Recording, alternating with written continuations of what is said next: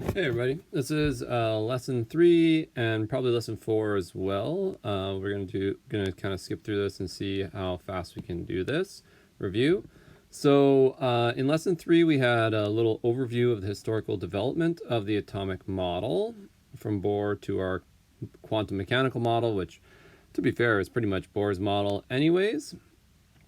So this ties in very much with the spectra that we were seeing in the previous example. So before Bohr, we should remember that we had the Rutherford model. So Rutherford, he initially, and also a scientist in Japan called Nagasako, I believe. Anyways, they both came up to the idea that electrons would be orbiting the nucleus. This idea came from the idea that if electrons were very small, then they had very high kinetic energy, which means they were always moving. So they essentially have no mass. So their mass is, it's nearing infinity. So nearing infinitely small. So very, very small. I guess that means going to zero, isn't it? So it's almost zero, their mass. And so with very, very little mass, they have almost no potential energy. They're sort of almost the same as photons, pure kinetic energy. So these electrons would be moving, trying to fly away, but because of the positive charge of the nucleus and the negative charge of the electron, they would also be attracted inwards. And this is the same logic that we apply, that Newton came to conclusion when he was thinking about the Earth and the sun. He said, oh well, the Earth is actually trying to escape, but it is also trying to fall into the sun. So the combination causes a whole bunch of these to happen, and we get, if you keep drawing the same shape, sort of tangents to a circle, tangents with a pole, then you get this sort of thing. Now the problem with the planetary model is that in the planetary model, the planet does eventually fall into the sun. The angular momentum is conserved, but it's not getting any more speed. So it will actually, and so with smaller objects like on our Earth, you'll notice that a comet will actually fall and catch our planet's gravitational force, and then it'll slowly spin around and fall in. That's why there's thrusters on the space station and stuff like that. This, of course, doesn't happen in electrons because electrons stay in their orbits. So they needed a solution. One reason that the electrons would stay in those orbits and never fall in. And another concept was that this model here does not have any limits on the size of the orbit. So Niels Bohr, he decided that what if the orbits were quantized and the electron, it wasn't so much that in those quantized orbits, or orbitals as they ended up calling them, because they look like orbits, but they are fixed, and the electron cannot be in anything but those orbits. So this prevents the electron from falling into the center, into the nucleus, because you just essentially made a new rule and said the electron is not allowed. And so now the math works out to explain nature, that the orbit must have these values. It must have this. It can have one of many values, but the minimum value is a value that does not have the electron in the nucleus. So this is what we call n equals. We gave these principal quantum numbers: n equals 1, n equals 2, n equals 3, where n equals 1 is as close as we can let the electron be without it falling in. And so the electron just has to follow these rules. These are quantized rules. There is no in between. The electron is not allowed to be between these n values. So this would be n equals 2.5 or n equals 1.5. These would be not allowed. These are not allowed. No. Those are it is a quantized value. It has to be whole numbers, and it has to start at 1. And so these n values, we see this, we see that they're using something that looks like a variable, and that's because it is a variable. Later on, Schrödinger actually uses these same numbers in his famed Schrödinger equation, where he created an equation that could calculate the energies they were observing in every single one of these electron configurations. All right. So the quantized numbers essentially provided fixed distances the electron would be found away from the orbital. So this is really, really important. What I want you to remember specifically is that n is a value that describes, or that describes the approximate distance to the nucleus. And it cannot be zero. Can't be zero. Zero. Must be a whole number. Whole number.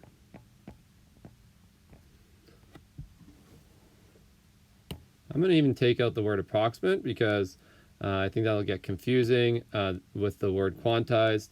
These are essentially, so it describes the distance to the nucleus. Can't be zero, must be a whole number. This is a proportional distance. There's a whole equation that has to go into it so that it actually turns out that the distance to the nucleus for the first one, so if this is the nucleus here, we would say that n equals 1 is here. This is r, and then n equals 2 is probably something like this, and then 3, and then usually 4, and then 3, 5, 6, 7, and they would actually get closer and closer and closer and closer together until they're on top of each other. So as n goes to infinity, the distance between these various n distances decreases. Is somewhat related to the square value or the inverse square thing that is in Coulomb's law. Okay, so let's look at some other things that happen.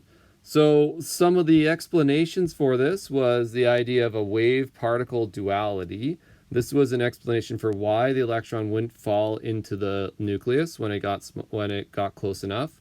The idea was that as your knowledge, maybe I'll type this in sort of red. So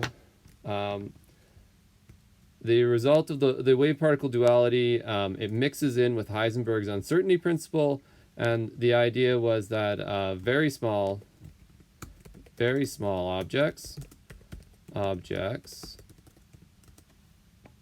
very small objects like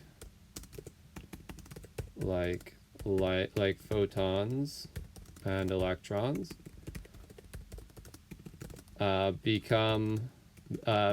gain wave-like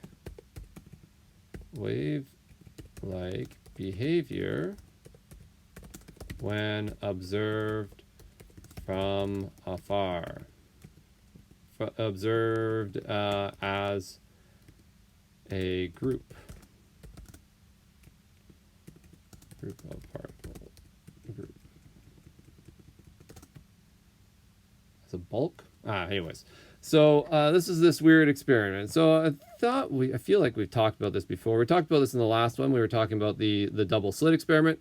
So in the double slit experiment, it was if we observe the double slit experiment with a beam of electrons, the pattern observed on the screen is similar to that performed when a beam of light is used. And so this is because a beam of light and a beam of electrons are a packet of photons and a packet of electrons. They're made of many electrons, many photons, and when they travel through the double slit experiment, they behave similar to a wave, or the math that best describes them is math we would use to describe a wave. And so this creates some ideas like perhaps electrons don't travel in fixed paths. Perhaps they can actually travel in any direction they want or all over the place. And then when we look at the result of this wild, crazy traveling that they're doing, the result is a behavior that's very wave-like.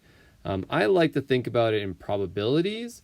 I don't think about the wave part as much because, I don't know, just as a chemist, I think thinking about the electron still as an object is useful. As in chemical reactions, we can best describe them as changing positions of electrons, but and then thinking about that electron when you don't know the exact location of the electron, you can only know its approximate space. So if you know the energy of an electron very well, then you'll know its approximate location. If you know its exact location, you won't know how much energy it has, is sort of the trade-off. Something along those lines. So the idea, because of this idea and the Heisenberg uncertainty principle, is this that? Yeah, here's Heisenberg uncertainty. Okay. So the idea is that when we have a positive charge like a proton, we know we can predict how much energy an electron would have when it's in the general location of the proton, but we can't know exactly where it is. So instead of it being located somewhere, it's actually located everywhere approximately. So we get this sort of approximate location. So if you know the energy, energy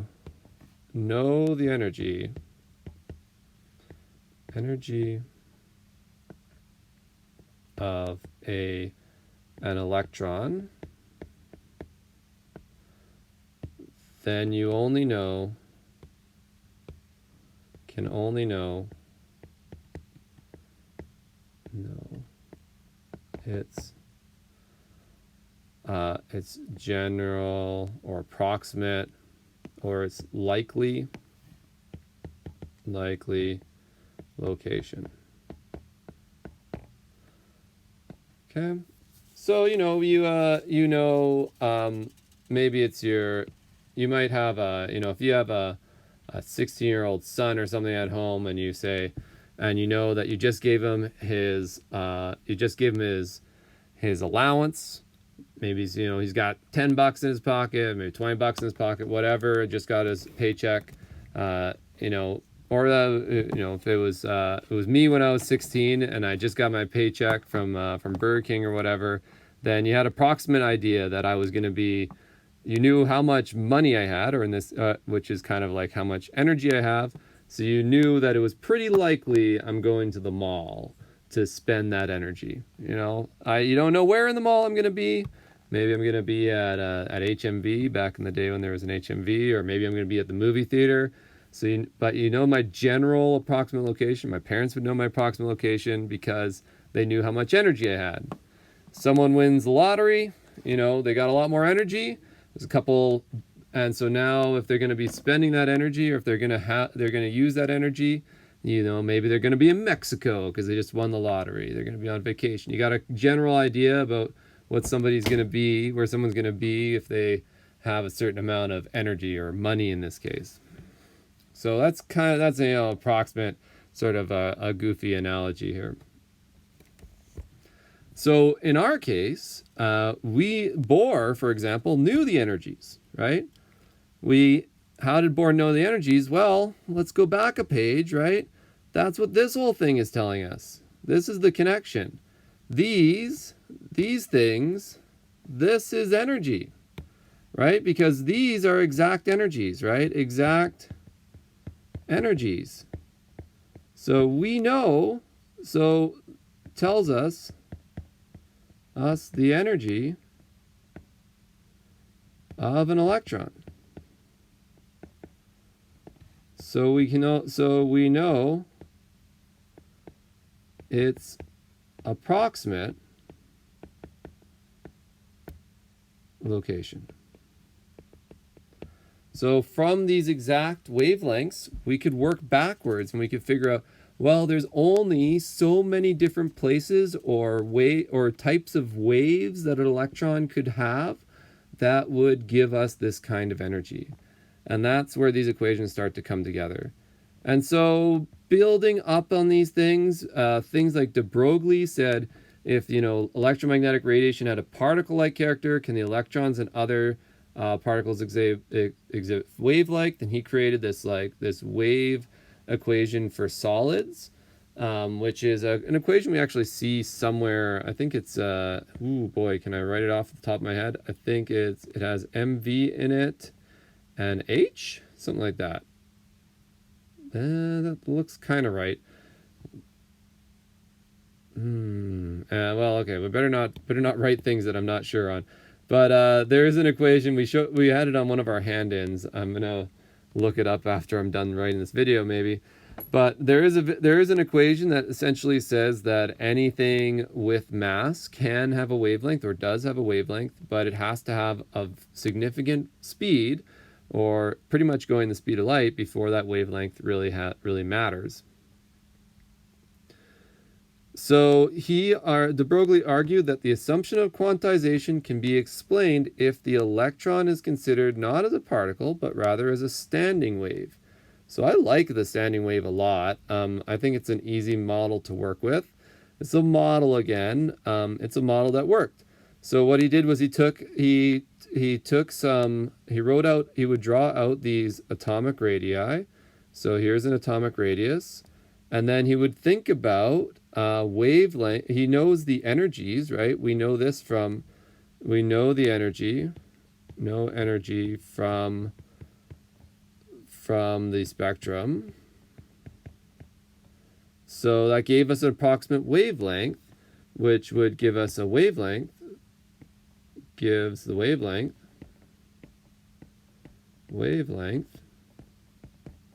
So then we could solve for, if we had a certain wavelength, then what type of circle could that be? What size would the orbital have to be for the wavelength to work itself out?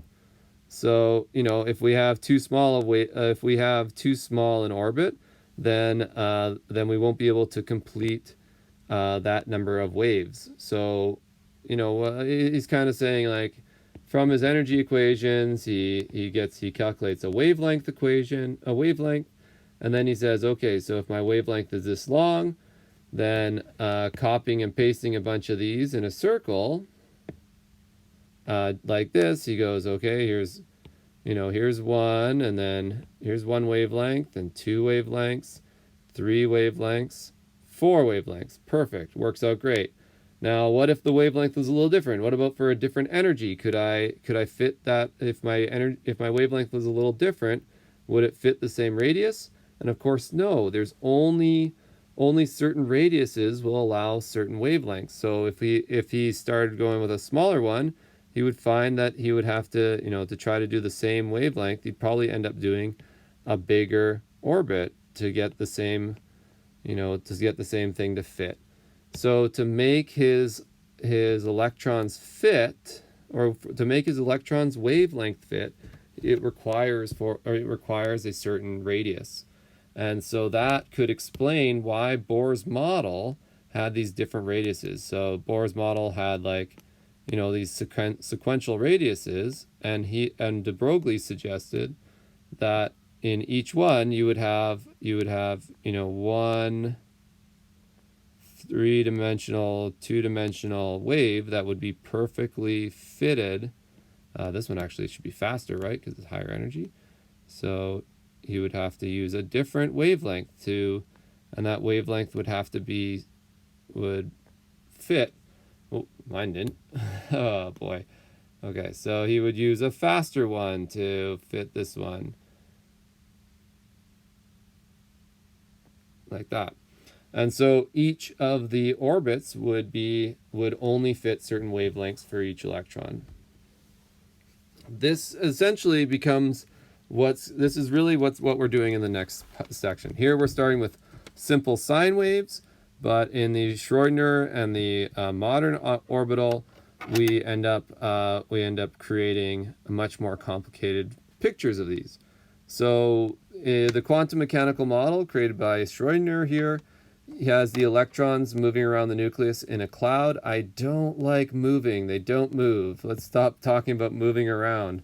They don't move around in the cloud. They are the cloud. Has the electrons pictured, has the electrons energy positioned or dispersed, positioned around the nucleus in a cloud of probability.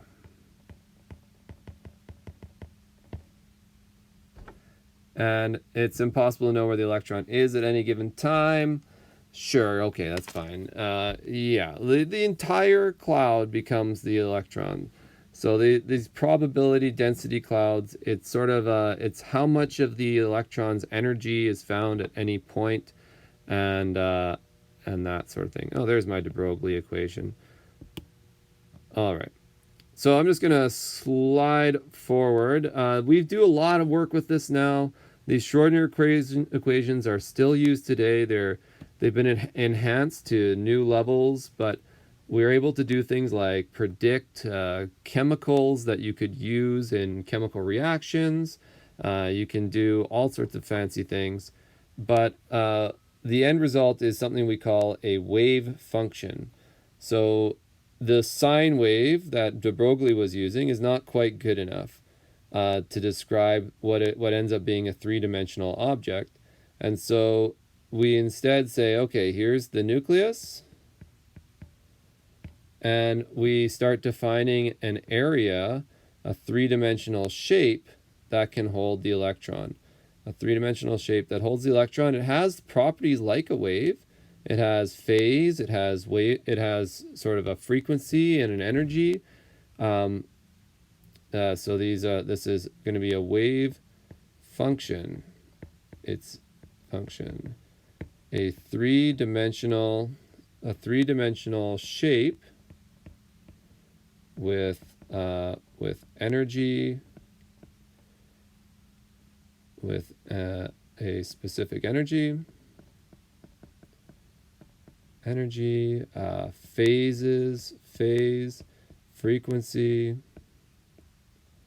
wavelength-ish, three-dimensional shapes, etc.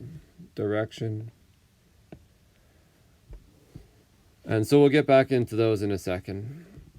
If you want to think more about this little picture here, this is the idea of the electron moving around. I took this from this website here, the thoughtco.com. And then this is a really interesting little read about why the protons don't stick to the electrons. So while protons and electrons are attracted by electrostatics, the protons don't leave the nucleus to get together with the electrons because they are bound to each other and to the neutrons by the nuclear strong force. So unlike the electron, which is it has a wavelength and it can't become any smaller, the proton, I guess, could kind of attack it, but this is impossible because the protons are stuck to the nucleus, or stuck to the other neutrons and other protons. Strong nuclear force is much more powerful than electromagnetic force, but it acts over short distances. In a sense, protons and electrons are touching because the electrons have properties of both particles and waves. The wavelength of an electron is comparable in size to an atom, so electrons can't get closer than they already are. So this is that wave particle part, right? So if it has a wave nature, then it must always have a wavelength. And so we can kind of think that the wavelength of an electron, is generally about the wavelength, about the shape of about the size of the nucleus, of the atom itself. So in this case, the electron actually can't be any smaller because it has to keep its wave-like properties. The electron is so small, it has wave-like properties, and those wave properties include a wavelength. If the wavelength doesn't get any smaller, if the wavelength's not small enough, it can't actually touch things that are smaller than its wavelength. This is a good thing because there are some things like radio waves, for example, where a human being doesn't really get touched by radio waves because a radio wave is meters and meters long. So the radio wave can't even really interact with you. Kind of passes right through you. I'm not sure exactly how true that is actually, but it is something somewhat kind of true. Somewhat. All right, calculating electrostatic force using Coulomb law. I don't think we need to talk about that so much. All right, so that's enough. But there is some ideas here that are worth thinking about. Is that the distance between the amount of attraction between the electron and the nucleus will therefore drop off because of Coulomb's law. So I do want to mention Coulomb's law one last time. Remember, Coulomb's law is divided by distance. So for electrons in outer orbitals, electrons in the valence orbitals,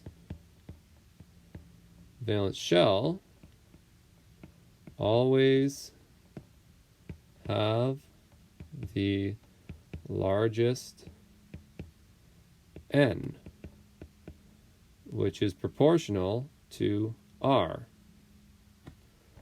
So long